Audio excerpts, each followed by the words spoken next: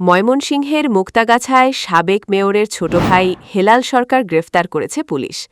মঙ্গলবার ৩০ জুন সন্ধ্যার আগেই তাকে মনিরামবাড়ি নিজ বাসা থেকে আটক করা হয় বলে নিশ্চিত করেছে সংশ্লিষ্ট একটি সূত্র।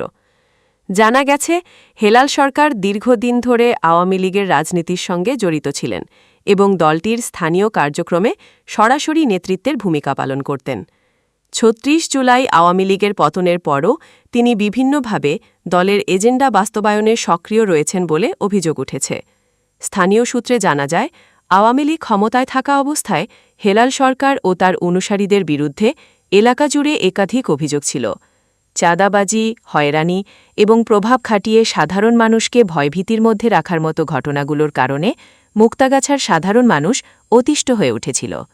হেলাল সরকারের গ্রেফতারকে কেন্দ্র করে এলাকায় মিশ্র প্রতিক্রিয়া দেখা দিয়েছে। কেউ কেউ বলছেন, অবশেষে একটি প্রতীকী বিচারের সূচনা হল।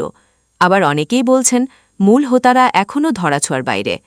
পুলিশ এখনও আনুষ্ঠানিকভাবে গ্রেফতারের কারণ জানায়নি, তবে অভ্যন্তরীণ সূত্রে জানা গেছে তার বিরুদ্ধে তদন্তাধীন একাধিক অভিযোগ রয়েছে এবং আইন অনুযায়ী পরবর্তী পদক্ষেপ গ্রহণ করা হবে।